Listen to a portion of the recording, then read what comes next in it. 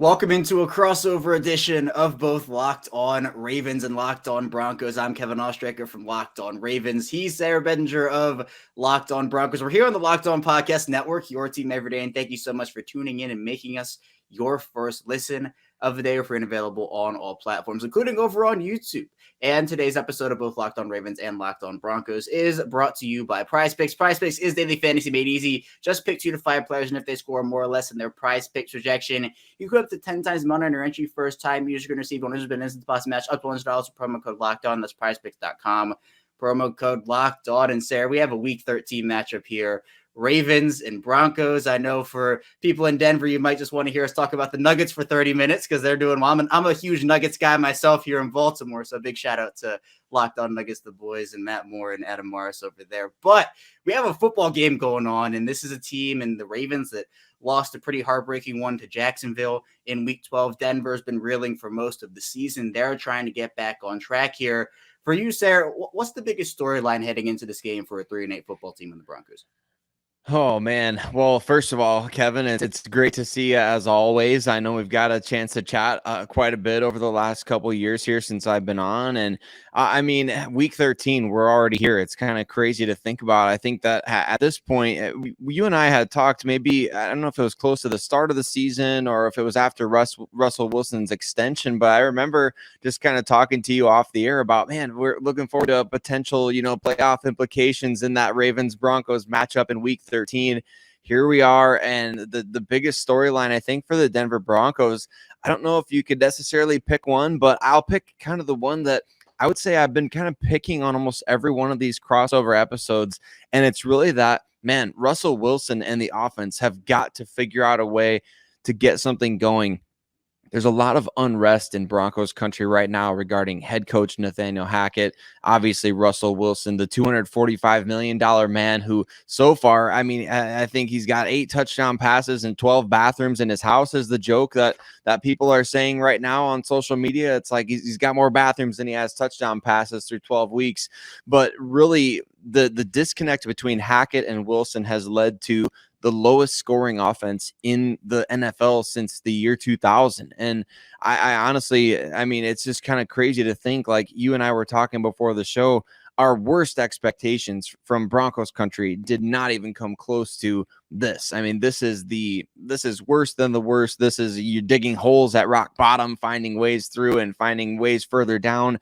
It's really about whether or not the offense can figure something out. I put a poll out there on my Twitter account this week, Kevin, to say like, hey, Broncos country, if the offense could kind of get things going over these next 6 weeks and just start tearing it up, would you be okay keeping Nathaniel Hackett around? Because for the longest time, it's been, well, we'd rather just fire Hackett, get a reset, find somebody else that can work with Russell Wilson. So that was the first option I chose. Or would you rather the team keep on, struggling offensively and fire Hackett and find a new coach?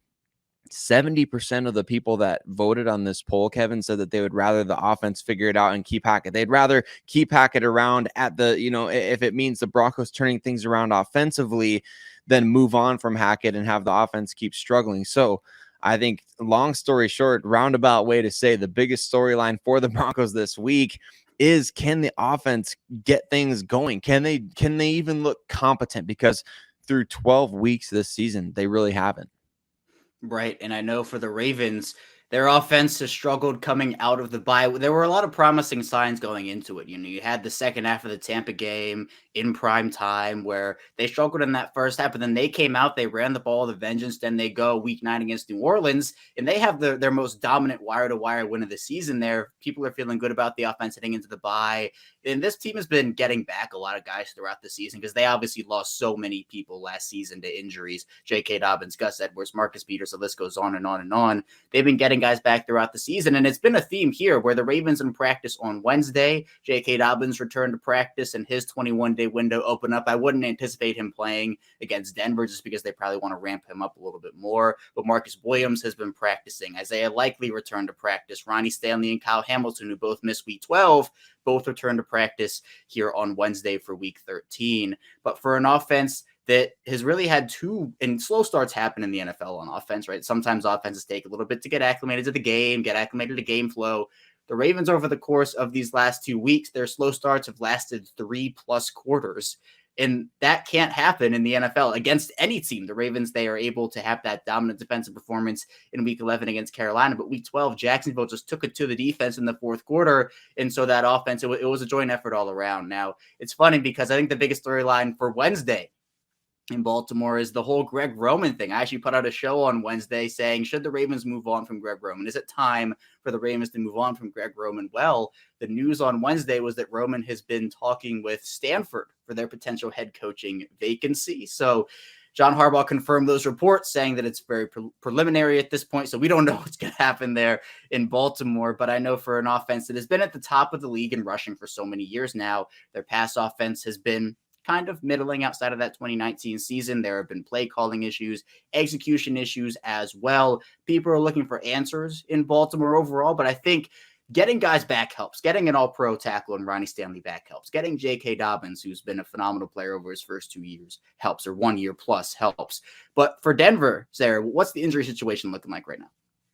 Well, right now you got a couple of guys that Russell Wilson throws the ball to that still haven't been able to stay healthy and string together any number of games. I mean, Jerry Jeudy, he's missed the last couple weeks with an ankle injury. KJ Hamler, he missed some time early on the season with a flare-up of his knee injury from last season, and then now he's got the hamstring, which he came into the NFL coming out of Penn State with hamstring issues, and they have just plagued him for the last 3+ years. So those are lingering issues and injuries for the Broncos to kind of keep an eye out for. There's really nobody else on this team. I mean, there's been tons of injuries, players injured all throughout the season. I mean, you just never know who you're going to get on a week-to-week basis for the Denver Broncos, it seems like, at this point. But right now, the primary injuries are on the offensive side of the ball, the supporting cast for Russell Wilson, constantly reshuffling that offensive line, constantly changing guys in and out at wide receiver, tight end, the running back position. Obviously, Ravens fans will know Latavius Murray very well.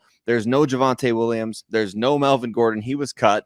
And there's no Mike Boone, at least as far as we know right now. He did return to practice, though, on Wednesday. Mike Boone, another guy that I think probably nobody's really heard of, because why would you hear about Mike Boone? He's the number 3 running back in Denver and a special teams guy, but he could end up playing a big role alongside former Raven Latavius Murray in the Broncos backfield this weekend due to all those injuries on the offensive side of the ball. Yeah, and I think one of my bigger storylines, and it's kind of an underrated one, you talked about Latavius Murray, a revenge game of sorts, but what about that Jerry Rosburg revenge game? He's been calling play on the sidelines for Denver what's his role been like in Denver since he's been there? Yeah, so really early in the season, there were a lot of people talking about the fact that Nathaniel Hackett struggled to manage the game, right? Struggling to manage the clock, calling timeouts at the right or the wrong time, and really struggling just overall with game management, being that he's the offensive play caller, which he's not anymore. That's now Clint Kubiak. But at the time, that was why Jerry Rosburg came in, was to be that game manager, to be the guy that say, okay, we need to challenge this play. We need to call a timeout here. This is how we're going to manage the clock in the 2-minute. I don't necessarily know exactly to what degree he handles that. I don't know if that's completely off Nathaniel Hackett's plate and on Jerry Rosburg, or if he's just consulting. Maybe he has the final say. I don't know exactly how that works, but I know that since he's come in, that aspect has stabilized a little bit. If nothing else, we've seen a couple of nice, the Broncos managing the clock in a 2-minute situation, or trying to get the ball back to the offense with the defense getting the stop at the end of a half. Different things like that. We've seen improvement there. So something definitely, I know John Harbaugh talked about his respect for Jerry Rosburg, and it's cool to kind of see all those different things coming together. But yeah, it's been one of those years for the Broncos where one thing on top of another, and really game management had been early on in the season, at least, a huge problem that Jerry Rosburg came in to fix. Yeah, so maybe not calling the plays, but helping calling the shots for this Denver team. And I know Tim Patrick, and we're not going to get a revenge game there. He's been out for the season, and that was an unfortunate blow for Denver early on in the year. And then we could have potentially had a Derek Wolfe revenge game, Ravens-wise, but that whole situation was very weird throughout the offseason. He obviously goes back to Denver, retires as a Bronco. But coming up in our second segment, we'll be diving into key matchups for this game. A big Week 13 one between the Ravens and the Broncos. So be sure to stay tuned. Still a ton to talk about here on both Locked On Ravens and Locked On Broncos. But first, I do want to tell you a bit about Audible. This episode is brought to you by Audible. Audible is releasing a slate of new football podcasts that we're sure you're going to love. Find Think Like a Champion now wherever you get your podcasts. Think Like a Champion is a brand new podcast from Russell Wilson and Audible. Russ is a champion on the field, but off of it, we rarely know the grind. On the path to greatness, Russell Wilson alongside co-host Harry Wilson and the late Trevor Moore dig into how high-performance athletes, artists, and leaders push the boundaries of their potential. Head over to Locked On Presents for a sneak peek of Think Like a Champion or catch the full series available anywhere you get your podcasts, available everywhere now. Audible, get in the game. We return our second segment of both Locked On Ravens and Locked On Broncos. Kevin Ostreicher of Locked On Ravens, Sayre Bedinger of Locked On Broncos. And Sayre, for this one, I have a couple matchups I've been circling and keeping my eye on, and I'm definitely going to be watching throughout the game on Sunday. My first one, and I'll throw it to you to kind of get your thoughts on it. I think Marlon Humphrey versus Courtland Sutton. I'm going to say Sutton for now, depending on what happens with Jerry Jeudy throughout the week, whether he plays or not. But this is a matchup where we rarely see these shadow games in the NFL anymore, where we see a corner go with the wide receiver everywhere, every single snap. But those two, if Jerry Jeudy's out, Courtland Sutton is by far the number one receiver on that Denver offense. Marlon Humphrey has had a bounce back year in 2022. He is by far their most reliable option at corner, especially with some of the struggles we've seen from Marcus Peters. How important is that matchup? Well, it's going to be huge. I mean, one of the things that really has been a disappointment in a season full of disappointments for the Denver Broncos has really been, like you mentioned in the previous segment, losing Tim Patrick. I think nobody really mentions him. You're the first person to bring him up in our crossover, segments that we've done. But Tim Patrick, that loss was absolutely humongous because it put so much pressure on Courtland Sutton. Not that Jerry Jeudy's a bad player. In fact, I think Jerry Jeudy has been the Broncos' best receiver this season. But what's been really disappointing, Courtland Sutton has not, up to this point, really reestablished himself. Remember back in 2019, he's making all those crazy circus catches in Broncos country. People are calling him QB proof, it was Brandon Allen, Joe Flacco, Drew Lock throwing in passes back then.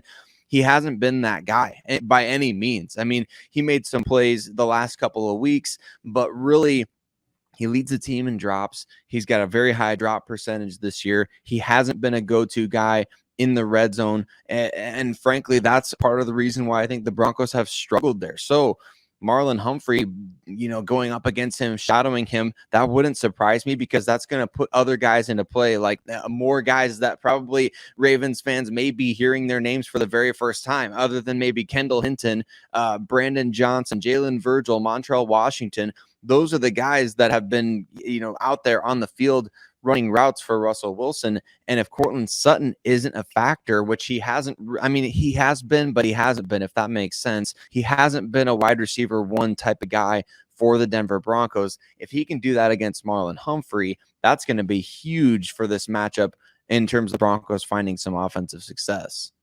Yeah, and I want to flip the script and talk a bit about Denver's pass defense going up against the Ravens' pass offense. Now, Denver's pass defense, you look at the stats, and they are a top 5 unit. In fact, they are a top 3 unit in net yards per attempt, giving up 5.1 on the season. For Baltimore's pass offense right now, they're in the middle. They're 17th right now, but have definitely struggled to find overall consistency. I mean, the first 3 weeks of the year for the Ravens offense, Lamar Jackson was at the top of the MVP conversation, putting up insane box score stats. And it doesn't all come back to the box score. Like, there is so much more that goes into a performance than just passing yards and passing touchdowns and completions. But we have seen struggles. Rashad Bateman is out for the year. He suffered a Lisfranc injury, had to have surgery on his foot. So now the de facto number one guy in Baltimore wide receiver wise is Devin Duvernay. Now, the number one pass catcher is Mark Andrews. That's not going to change. He is one of the best, if not the best tight ends in the league right now. But how do you look at this pass defense for Denver, Sayre, and their matchup that they have with this Baltimore receiving core? That you mentioned Denver not necessarily having a ton of household names. Baltimore's kind of the same way right now.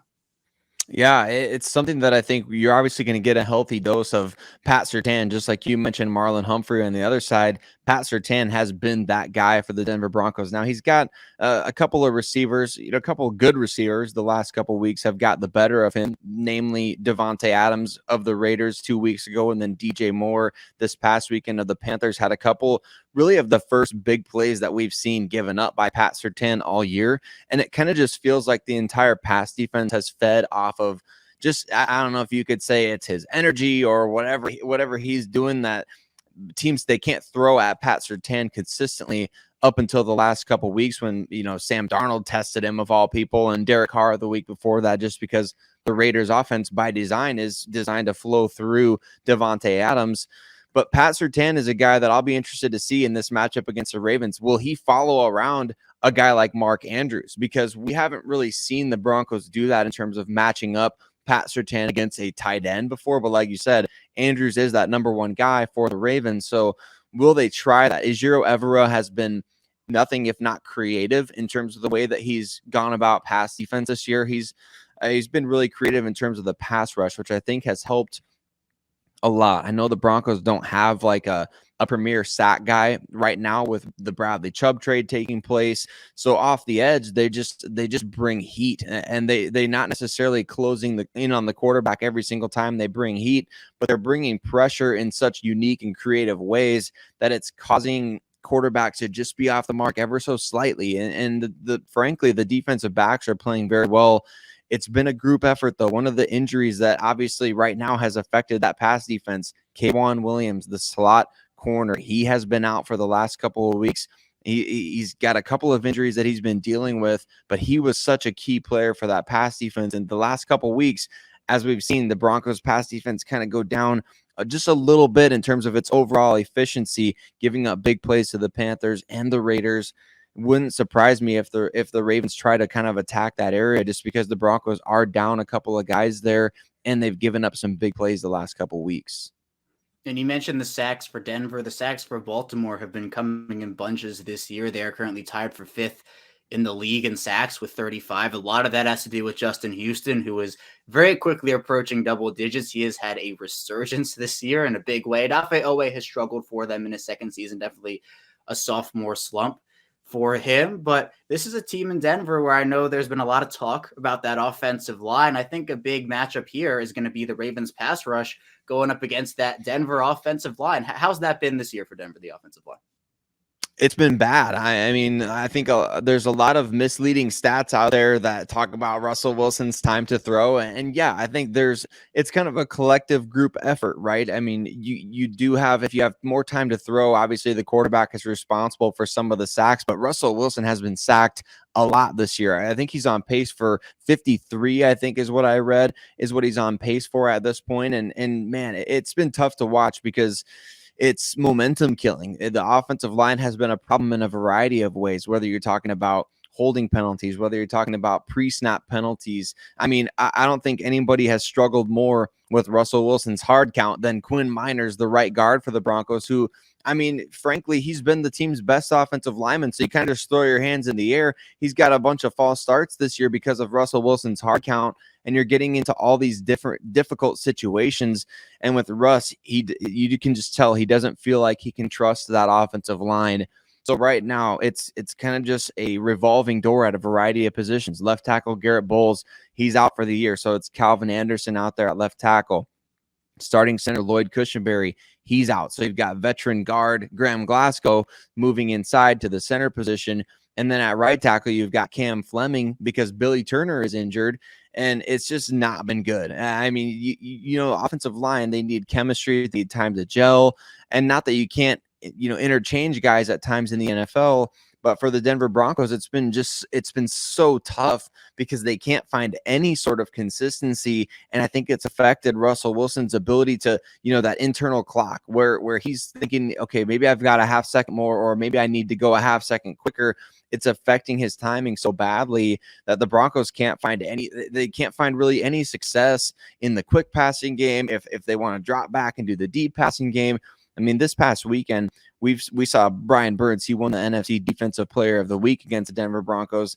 I mean, I'm not saying I'm predicting right now Justin Houston going to be the AFC Defensive Player of the Week. But, man, if he's not a favorite for it at this point, he probably should be. Maybe lay like $10 on that, Kevin, when you get a chance. But it's just kind of the way things have been going for the Denver Broncos in terms of these matchups. They just can't win one or the other. They can't figure one thing out and have another thing succeed. Like if the offense did play well, it would then be the receivers dropping passes. It's just that domino effect right now for the team.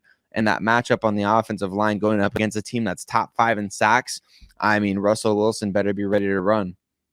Yeah, it would be great if Justin Houston, for Baltimore's sake, would be able to get some sacks under his belt here, continue his trek in terms. He's hit the fountain of youth this year. He's been great. We've also seen effective corner blitzes by Mike McDonald in his defense. Marlon Humphrey sacked a sack in back-to-back weeks, I believe. So there's a lot to like about this Ravens pass rush right now, but it has to be consistent. It can't be in flurries where, you get 3 sacks on 2 possessions and you don't see anything for the rest of the game. They have struggled a little bit with that. But with the transition from Don Martindale to Matt McDonald, we've seen a bit more pressure with 4. That struggled. That was a big struggle for Baltimore last season. So we'll see. We'll see if Russell Wilson and that Denver offense can respond to Justin Houston and that Baltimore pass rush. Coming up here, though, we'll be diving into our final predictions, wrapping up this crossover here for Locked On Ravens and Locked On Broncos. So be sure to stay tuned. Still a ton to talk about. But first, this episode is sponsored by BetOnline, and Sayre talked a bit about putting some money on that Justin Houston prop. Maybe if you want to do that, BetOnline is the place for you. BetOnline.net is your number one source for sports betting info, stats, news, and analysis. You can get the latest odds and trends for every professional and amateur league out there, from football to basketball. You have soccer and esports. They've got it all over at BetOnline.net. And if you love sports podcasts, you can find those at BetOnline as well. They're always the fastest and easiest way to get your betting fix. So head over to the website today. Use mobile device to learn more. BetOnline, where the game starts. We're back. We're rounding out Locked On Ravens and Locked On Broncos here on Crossover Thursday. Kevin Ostreicher still here with Sayre Bedinger. And Sayre, for this game, I think it's big for both teams in different ways. For the Ravens, they're still in the thick of the playoff hunt. They are tied with Cincinnati at the top of the AFC North. Now they do have the tiebreaker right now.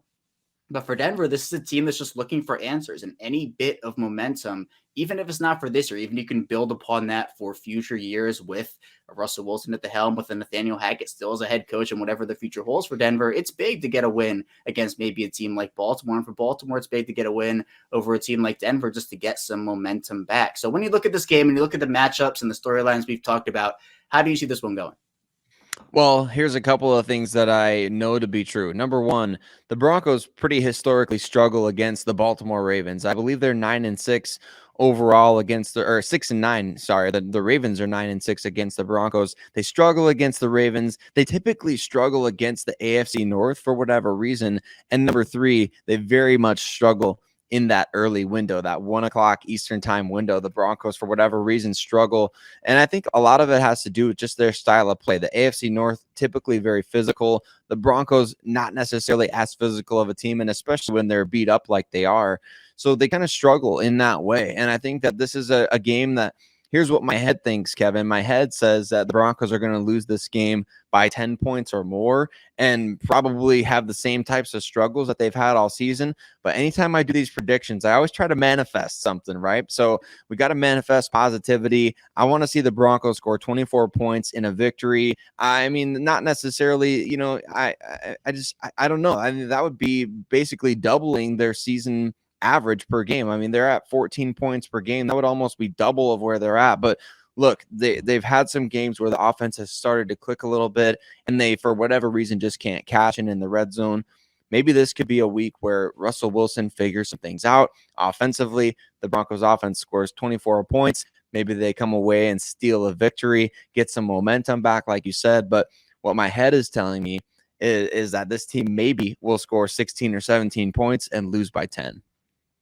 I think this is a Baltimore win. I think for what you have, the Ravens are in a key stretch of their schedule right now where all the talk coming out of the bye for Baltimore was how easy their schedule was. Now, there's no easy game in the NFL, right? Any team is going to play you tough any given week. It's any given Sunday. But against Carolina, it was interesting for the first 3 quarters. There were only field goals. Then Baltimore was able to put the game away. Jacksonville, they played with their food a bit too much, it looked like. Jacksonville also is better than their record right now. They've lost a bunch of close games. So the Ravens end up losing that one on a 2-point conversion. I mean, how fitting it was based off how last year Baltimore lost all those games on those failed 2-point conversions. Now they lose a game because the opposing team does it to them on a situation where they could tie. But regardless, I think there is always talk about bounce back games and this is a good situation for a bounce back game. I think this is the perfect opportunity for a bounce back game. Denver's been reeling all season. They're going to be looking for momentum, as I talked about. But for an offense like this, I think this is where they figure out their red zone struggles. I'm hopeful. You talked about the red zone a bit there, Sarah. The Ravens over the past 3 weeks have been abysmal in the red zone. They're 29th in red zone offense, converting touchdowns to just a 38.46% rate. Baltimore goes 2 of 5 in the red zone against Jacksonville in week 12. You're leaving 12 points on the board in a 1-point loss. It's just one of those is a score, and the Ravens win that game. So I think for the way that this Ravens run offense has looked this season, if you can feed through that, if you can feed through Gus Edwards and Kenyon Drake, and hopefully we see a better offensive line performance than we saw in week 12, I think that Baltimore can out-physical Denver. And if you can sprinkle in the pass offense there, because, testing Pat Surtain can be difficult because he's one of the best in the league, definitely. But I do think that the Ravens have enough juice on offense against a Denver team that has struggled on offense, that Denver can maybe do one or two things here and there, especially with what we saw in the fourth quarter. But Baltimore's offense outside of that has fed off of their defense. I mean, the defense has sparked their offense over these past couple of weeks with key turnovers. So I'm thinking that Denver is able to score points, but maybe I'm in that 17 to 20 range. You were in that 16 area. I'll say this is a 28-20 Ravens win, and maybe a game where the Broncos get a late touchdown or a late field goal. I'm not going to say pure blowout, but I will say this is a win that maybe gets Baltimore's season back on track, and they need it, because if they lose this one, maybe we see something like a Cam Cameron firing. We saw that Cam Cameron firing in 2012 when the Ravens were 9-4, but they were on a 2-game losing streak. And what happens after that? Baltimore goes on and they win the Super Bowl. So maybe they need a spark there. Maybe it could be a firing from Greg Roman. Who knows? But especially after that Stanford talk, who really knows at this point? But I think that this will be a better game than people think it will be. But I still think Baltimore comes out on top. And I think that it will be a big spark to Baltimore's season. And maybe Denver can find some answers in it too. And if they can, that would be awesome. If they don't, I think it's going to be a lot more of what we've seen, which is Broncos country raging on Twitter, people calling for heads to roll, and probably rightfully so, just because you got to have the right combination. The Broncos, I mean, they're tied, I think, or going to be soon tied for the longest playoff drought currently in the NFL. So, I mean, a loss this weekend would cement another losing season. So I believe that's 7 straight or 6 straight since Peyton Manning retired. It's hard to keep track at this point, Kevin. It's been brutal. The years just seem to blend together here. But really, a loss this weekend would push us one step closer to the Broncos probably having a new head coach in the offseason and a lot more questions versus answers when it comes to the $245 million man, Russell Wilson, at QB. Right. A big game on Sunday for both teams, absolutely, for different reasons, but that does not mean it's not big for either one here. Sarah, I appreciate you. That's all we have here for Crossover Thursday, Locked On Ravens and Locked On Broncos. And look, whenever there's football, it's a good day. And on Sunday, I'm looking forward to a good game between these two teams.